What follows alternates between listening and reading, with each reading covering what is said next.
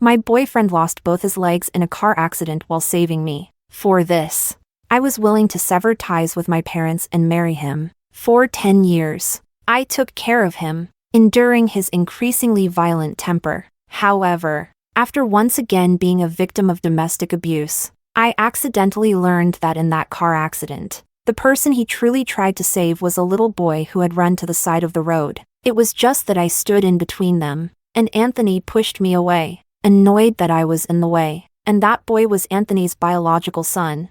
I was so angry that I couldn't breathe, and I died from a burst of blood. When I opened my eyes again, I was back to the moment before he saved anyone. This time, I won't be the one standing in the way of your family's reunion.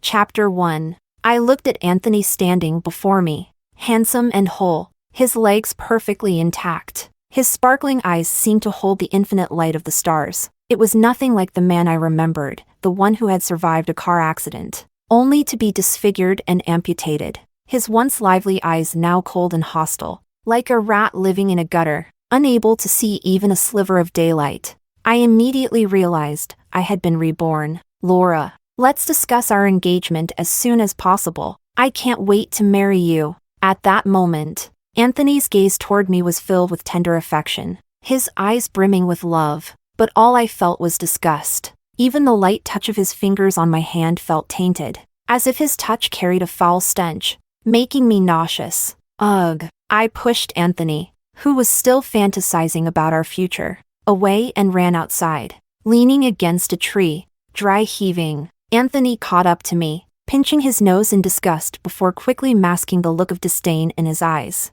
He patted my back awkwardly, glancing at the shabby sign of a street vendor nearby, wondering if I had eaten something bad, but still asking with feigned concern, Laura, what's wrong? Did you overheat? I wanted him to get away from me, but just as I opened my mouth, another wave of dry heaving hit me. I closed my eyes, and the tragic events of my past life came flooding back to me. That day, Anthony had taken me shopping. I had stood by the roadside, waiting for him. Suddenly, a car came speeding around the corner, heading straight toward me. I was unaware, still waving at Anthony. He had rushed over in a panic, shoving me out of the way. I had hit my head on the curb and immediately blacked out. When I came to, Anthony was lying on the road, a pool of blood beneath him. What I didn't know was that during my brief unconsciousness, the little boy Anthony had tried to save was already taken away by his mother. As if nothing had happened. Back then, I had believed that Anthony had saved me, and my heart had been filled with gratitude and guilt. I had never questioned the fact that, had Anthony just pulled me out of the way, we both would have been safe. In fact, I had been standing in a place where the car could never have hit me. After Anthony was wheeled into surgery, I fervently prayed to every deity, wishing that he would survive. When his aunt arrived, she stormed to the hospital corridor, yanked my hair, and slapped me twice before I even realized what was happening. She cursed me, saying I was a bad omen and that I was the reason Anthony had been in the accident. The insults, like little slut and whore, kept pouring out of her mouth, because she was older than me, and because Anthony had been injured while trying to save me. I couldn't even defend myself. I felt so humiliated. I wanted to crawl into a hole and disappear. It wasn't until my parents arrived that I realized how bad things could have gotten. Fortunately, Anthony was still alive, but his legs had been amputated, and he was left disabled. Upon hearing the news, Anthony's aunt sat in the hospital corridor, wailing uncontrollably. She threatened that if my family didn't cover all of Anthony's medical bills, living expenses, and compensation, she would make our lives a living hell. Since Anthony had been hurt trying to save me, I had already planned to take responsibility for all his medical costs. I was even prepared to sever ties with my parents and marry him. What I didn't know was that this would be the beginning of my tragic life. After marrying Anthony, his personality grew increasingly unstable due to his disability, and sometimes he would even lash out at me, out of gratitude for his life-saving act. I had always cared for him and tolerated his temper, but after 10 years of being a punching bag, I had become exhausted. Even Helen Keller would call me a veteran in enduring hardship. After being hit again by Anthony, I collapsed unconscious, lying on the ground. I vaguely felt someone kicking me. Then I heard Anthony's aunt sneering. Laura is such a fool. She really believed it when you said you were trying to save her. She never questioned it for all these years. But luckily for her, she doesn't know you were actually saving your son. Otherwise, she wouldn't have been so willing to be your unpaid, hardworking maid. When I learned the truth, I couldn't bear the humiliation of being deceived by such a scoundrel. Overcome with rage, I coughed up blood and died. The sun was scorching, making my head spin. Anthony was supporting me, trying to help me to a shady spot. I shook him off impatiently. How ridiculous. He wanted to discuss engagement with me, but he only took me to a street vendor for food. I had never paid attention to such details before, but looking back now, I realized Anthony had always been calculating. He often told others that, although my family was well off, he never took advantage of me. Even when we ate out, we took turns paying. Yes, we took turns paying.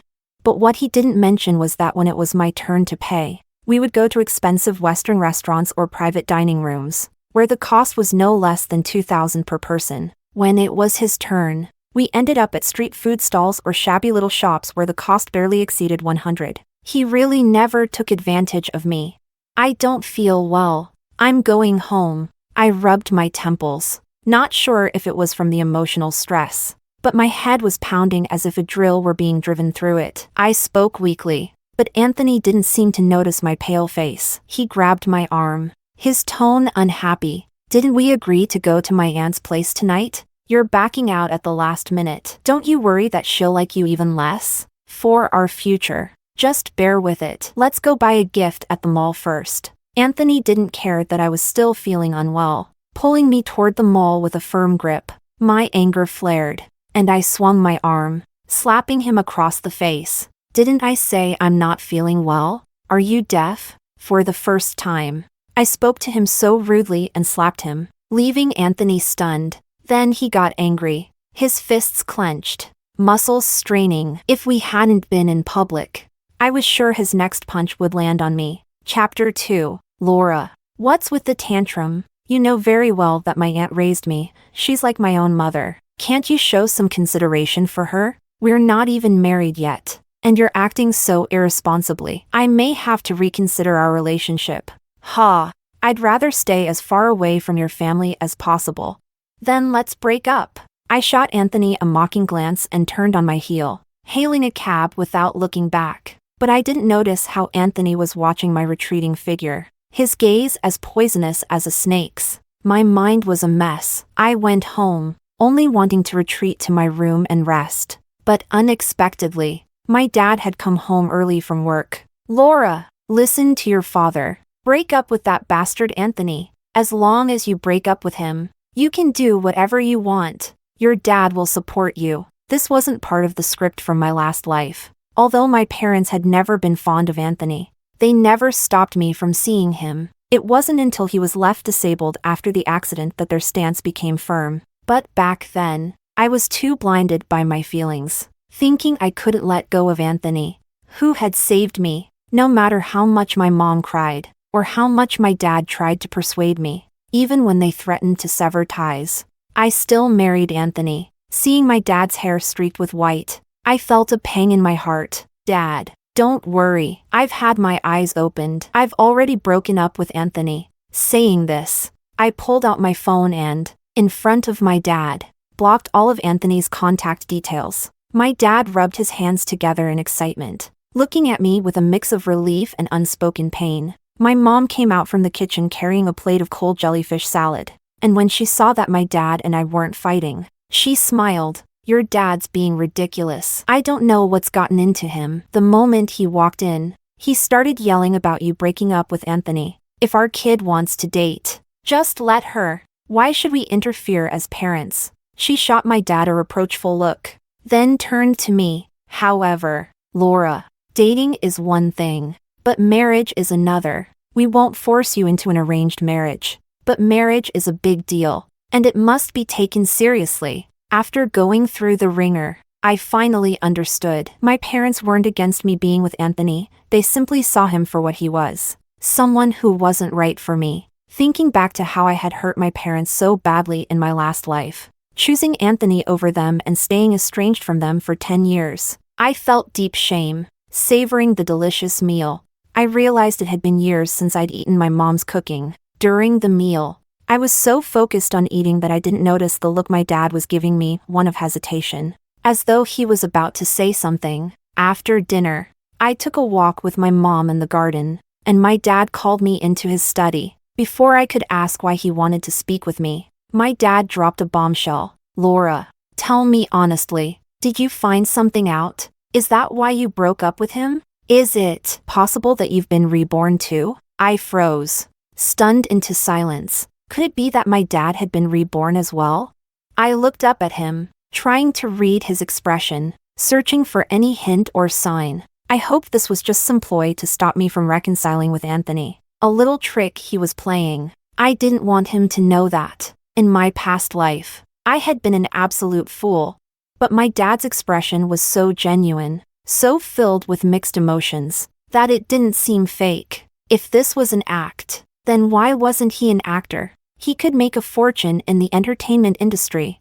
"Dad, you can't really mean." "I mean it," he confirmed. I swallowed hard and covered my face with my hands in embarrassment. Because of my obsession with love, I had ended up ruining myself. I felt utterly humiliated, especially facing the dad who had always raised me with so much care. But my dad didn't blame me for doing foolish things for a man. Instead, he gently patted my head, looking at me with a tender, pained expression. "Don't worry, my dear. Last time, Anthony schemed and tricked you into that mess. This time, I won't let him get away with it." After exchanging some information with my dad, I learned that, in my past life, my parents hadn't completely given up on me. They had tried to reach out to me multiple times, but Anthony had intercepted the messages. Later, he even told them I had developed depression and self-harming tendencies, asking them to stay away so they wouldn't upset me. "Your mom and I went to see you secretly a few times. We really did see you with injuries. We were afraid you might still be angry with us, so we didn't dare to show up in front of you." As my dad spoke, his anger grew, and he poked my forehead a few times. Who would have thought that those injuries were all caused by Anthony? "You're really useless. Letting a cripple beat you." I lowered my head, not daring to speak. I still didn't know what had gotten into me back then. It was as if I had been cursed, with Anthony occupying my entire mind and heart. When he was unhappy, he'd take his anger out on me, and somehow, I let him do it. But wait a second. Anthony already had a son. Wasn't he scheming to marry me just for my family's money? Then why did he try to keep me from reconciling with my parents? It suddenly clicked. He didn't want me to wake up to reality, because then no one would be there to take care of him. Chapter 3. There was a knock on the door, and my mom entered, saying, "All right, old man, our daughter has broken up with him. Stop pestering her about it." My dad and I exchanged a glance, and without a word, we both agreed the events of my past life must never be revealed to my mom. It would only hurt her. Afterward, my dad had someone investigate Anthony's network more thoroughly. They uncovered some surprising information. My dad called me into his study and handed me a stack of documents. Anthony does indeed have an illegitimate child, and the kid's already 3 years old. I also had them look into the mother, and it turns out she's the daughter of my first love. Her name's Patricia. A few years ago, she came to see me with a letter from her mom, but I ignored her. Maybe she resented me for it. "She actually encouraged Anthony to pursue you." My dad laid it all out in one breath. He seemed relieved but also weighed down with guilt. He felt responsible for the tragedy of my past life, thinking it was somehow his fault. But I didn't think so. Ultimately, it came down to human nature being malicious. If Anthony had any sense of morality, he wouldn't have been swayed by Patricia from the start. It was clear that he had his own ulterior motives. Lying in bed, I stared blankly at the chandelier on the ceiling. I thought I was just unlucky in love, but this was all part of a premeditated scheme. What was going on here? Was Patricia out of her mind? She was willing to use her own child's father as a pawn to trap me. She'd really invested everything into this plan. I turned over, a cold smile tugging at my lips. If she was going to play dirty, then she shouldn't blame me for being ruthless. The day I broke up with Anthony, he didn't show much of a reaction. And afterward, he didn't try to contact me, but I knew he wouldn't just let it go. He was likely waiting to brainwash me later. Sure enough, just 2 days later, he changed his number and called me. Laura, there's a limit to how much you can throw a tantrum. I've given you time to reflect. By now, you should know you're in the wrong, right? What kind of arrogant nonsense was this? Did he really think I was still the naive Laura from my past life? The one who let him walk all over me? We've broken up. Don't contact me again. What break up? Laura, I warn you. Arguments are one thing, but don't go throwing around the breakup card. If you do, I'll take it seriously. Anthony shouted at me, but now that I was clear-headed, I could easily sense the panic hidden behind his angry tone. Do you really think I have time to play around with you? By the way, I'll be calculating the expenses during our relationship soon, so make sure you pay me back. In my last life, not long after my death, my parents had a car accident and passed away as well. The thought of how Anthony ended up with most, if not all, of our family's assets filled me with rage. I couldn't undo the past, but this time, he wouldn't get a single penny from me. I thought that after receiving my bill, Anthony would continue pestering me, unwilling to pay, but he was even more shameless than I imagined. He went live, tearfully recounting our sweet moments to his audience. In his narrative, he was the devoted, love-struck simp, while I was painted as the gold-digging girl. He implied that I had played with his feelings and that after breaking up, I was extorting him for a large sum of money. When I found his live stream, he was sitting there, disheveled, pouring his heart out to the audience. I really didn't expect this. The girl I loved wholeheartedly for 2 years has turned out like this. We were supposed to get engaged, but she suddenly flipped on me. Laura, I really don't want to break up. Please don't leave me, okay? Seeing his scruffy face made my stomach churn. But that wasn't the end of it. Anthony pretended to wipe his eyes and continued. Laura, you know, during these 2 years of being with you, I didn't manage to save up much money. I really can't come up with $400,000. But don't worry, I'll work even harder from now on, so you can live a good life. Let's not break up, okay? I beg you. Anyone who didn't know the situation would probably think he was just madly in love with me. So when I saw the barrage of hateful comments aimed at me, I wasn't surprised. But when I looked more closely, I noticed the live stream only had a few hundred viewers. Yet the barrage of comments was overwhelming. I immediately understood. He must have hired a bunch of online trolls to flood the chat. I smiled to myself. Anthony was such an idiot. Didn't he know that public opinion was a double-edged sword? He thought he could manipulate the narrative and force me to stay with him, but he never considered that things could backfire. Most of the people watching his live stream were likely paid trolls. That wouldn't work for me. It was time to turn up the heat and make sure the whole internet knew how pathetic he was. I reached out to my friend who worked in digital marketing and asked her to help me boost traffic to Anthony's live stream. She had a lot of connections in the industry. Within 10 minutes, his viewership numbers started climbing. Soon, over 8,000 people had joined the stream. This took Anthony by surprise. He had only intended to create the illusion that everyone hated me, but he didn't expect to be exposed to such a large audience. After all, he wasn't exactly innocent and couldn't withstand a deeper scrutiny. Chapter 4. Fearing the situation would escalate, Anthony hastily ended his live stream. Immediately after, he called me, his voice filled with apology. Sorry, Laura.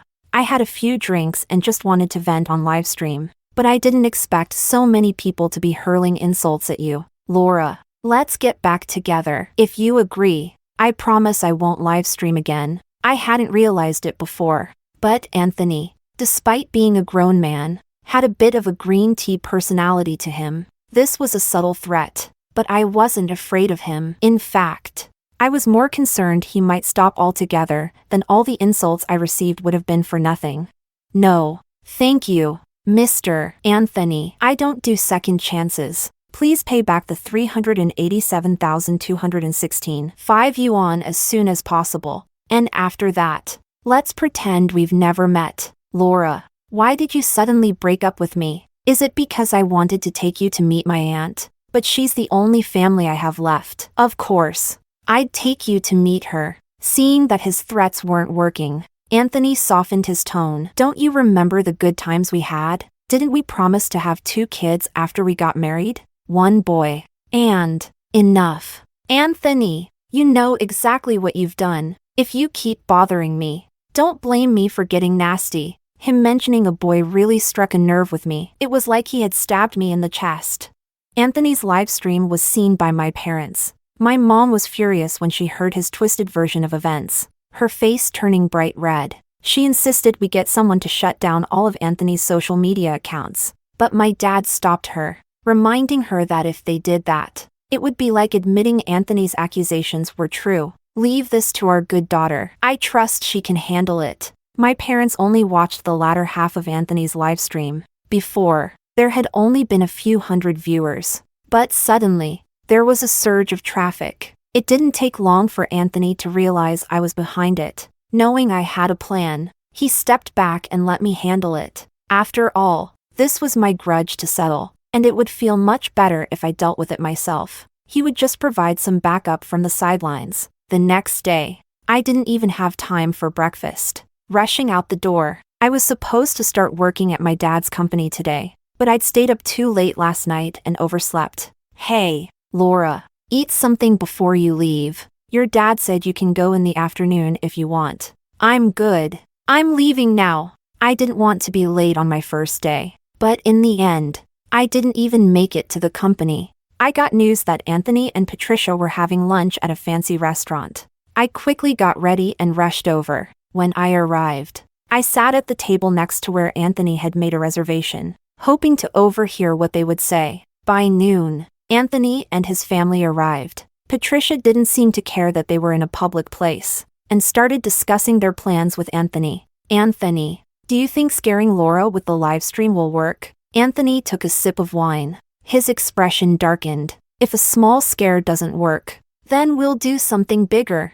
I can't believe I haven't been able to take down that little brat. Laura, I can't swallow this frustration. Why should that slut Laura have both her parents, while I'm just some bastard with no father? It seemed that the unpleasant memories were resurfacing for Patricia, and her face contorted with anger. Her son shifted uncomfortably in his seat. Noticing his son's unease, Anthony picked up some food for him, then gently patted Patricia's hand to calm her. Patricia, don't get so upset. Once we take down Chi, Laura will be at your mercy. Our priority now is to meet with the Chi family and get you recognized as their daughter. Looking at his obedient son, who was eating quietly, Anthony was feeling confident. Even though Patricia was a woman, she already had a son. Once the child changed his surname to Chi, Anthony was sure the Chi family would favor them over Laura.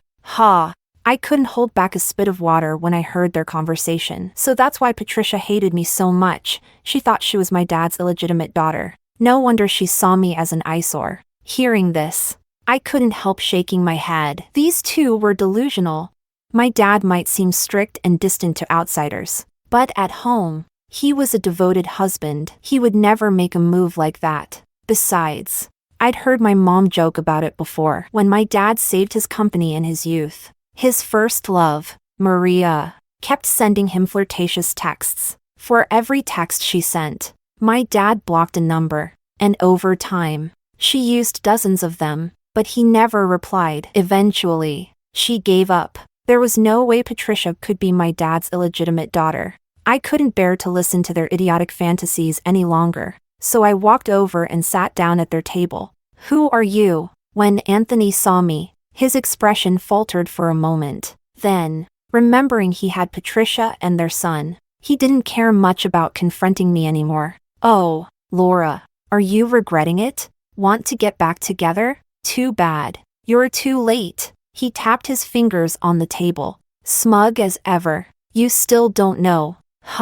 Patricia is also your dad's daughter. Her mother is your dad's first love. Do you really think you can compete with Patricia? Anthony's delusional vision of a happy future made him look like he was about to drool. He stared at me as if I were an insect, easily crushable at any moment. Without saying a word, I pulled out my phone and dialed my dad's number. Chapter 5. Dad, You need to come here quickly, there's an illegitimate daughter popping up. Not coming to the company to start work. Running off to play? And you dare joke about your dad? His serious tone couldn't quite mask the affection behind it. I glanced at Patricia, who was so jealous her fingers seemed ready to snap from tension, and gave her a mocking smile. I'm not joking. I'm at the Grand Garden restaurant. Patricia knew I wouldn't be so kind as to help her connect with my dad. But with her situation, it was really hard for her to get an opportunity to meet him. Even though she was afraid I might set her up, she couldn't help but feel a glimmer of hope.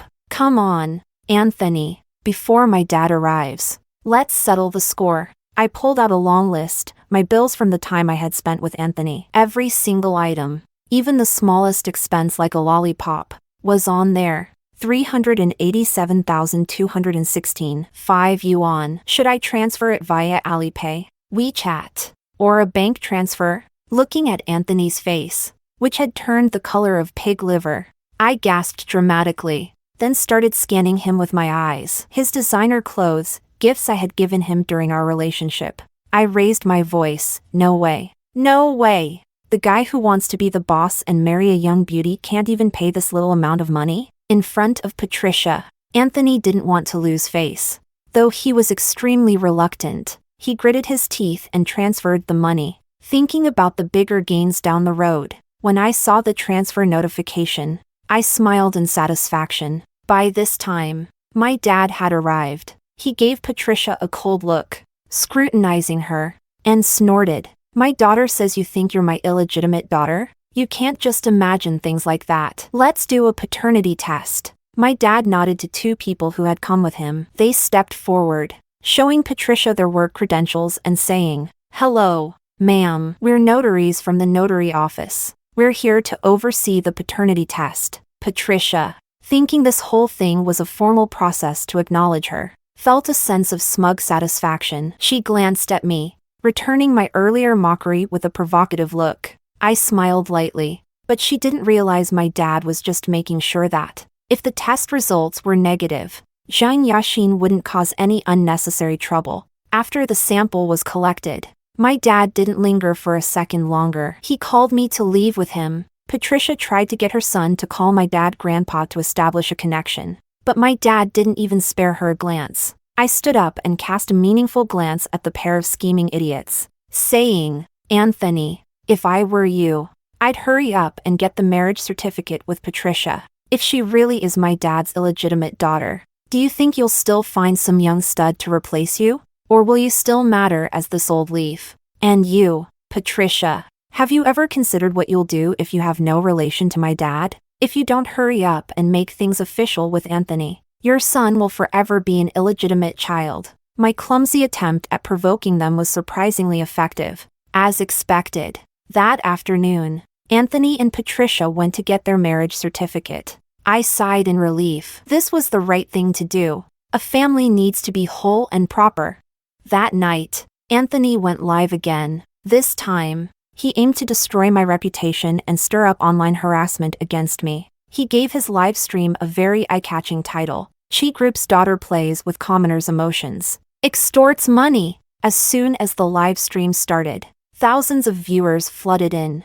I got the news and immediately had my best friend pour traffic into Anthony's live stream. Less than half an hour into the stream, the viewer count hit over 100,000. It seemed Anthony had discovered a goldmine. He hadn't expected such a huge turnout. If he kept doing this, he could quickly become a popular online personality, making money with ease.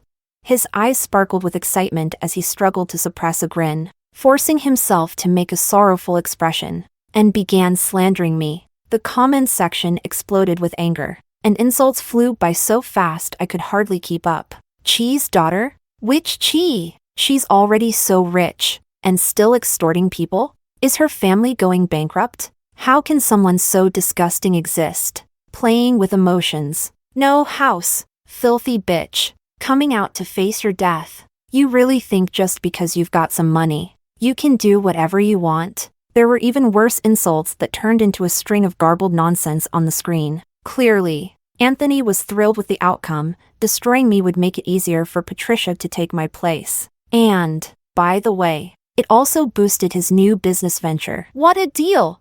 After more than 2 hours, the live stream ended with Anthony gaining over 200,000 new followers. Meanwhile, I was being relentlessly attacked online. My inbox was flooded with hateful messages. Only a day later, my phone number was leaked, and I was bombarded with harassing calls and messages. I had to get a new SIM card. The incident had gotten quite a bit of attention and was even trending on social media. The timing was right. It was my turn to strike back. On the day the paternity test results came in, I went live as well, heading to the testing center with my dad. The heat from the previous days, plus my friend's help, meant that as soon as I went live, almost 100,000 people tuned in. I've been getting cursed for days now, so it's time for you to see the truth. I sat in the backseat of the car, ignoring the hate comments flooding the screen, and posted videos of Anthony and Patricia conspiring in the restaurant, as well as evidence of Anthony's lies.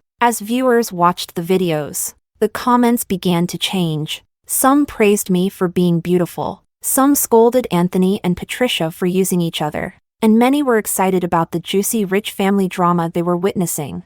Seeing the change in the comments, I couldn't help but curl my lip in disdain. By the way, to all those who've been cursing me these past few days, get ready for a court summons. Chapter 6. Did the trolls who harassed me online really think they could walk away scot-free just because I exposed Anthony and Patricia?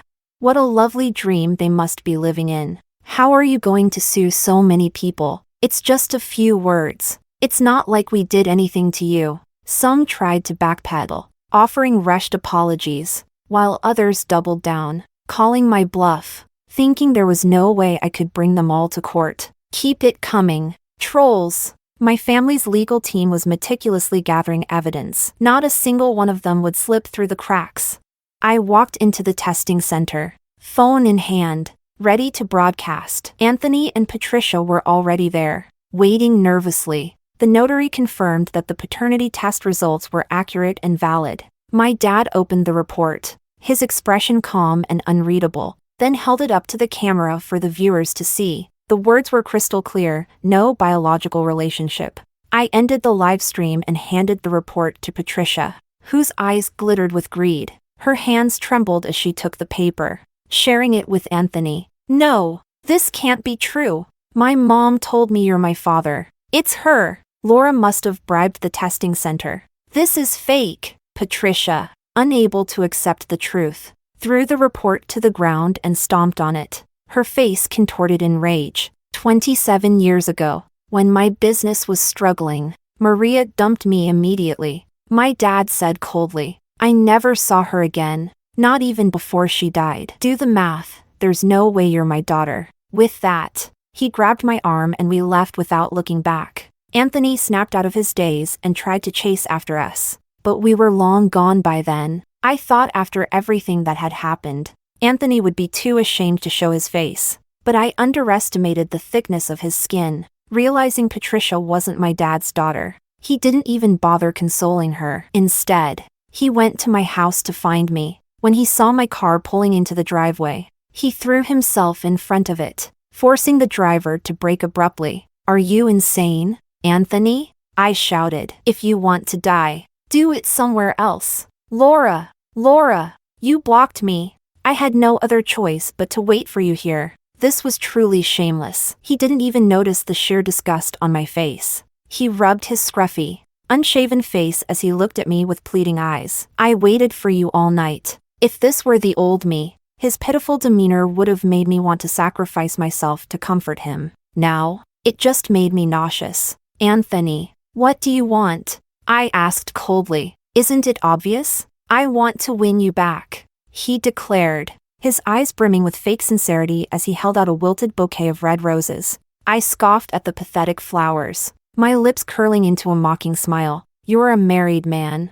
and you want to chase after me? Don't have a mirror? Go find a puddle to see how pitiful you look. Stop clinging to me like a dog. Anthony's face darkened, the veneer of affection shattering. Patricia was a lost cause, but he wasn't ready to let go of me yet. He continued groveling, begging for forgiveness. I merely watched his performance with icy detachment. Seeing I wasn't moved, Anthony suddenly grabbed at the car door. trying to drag me out. Laura, you think I'm a dog? You think you can just dump me like that? Fine. You want to break up?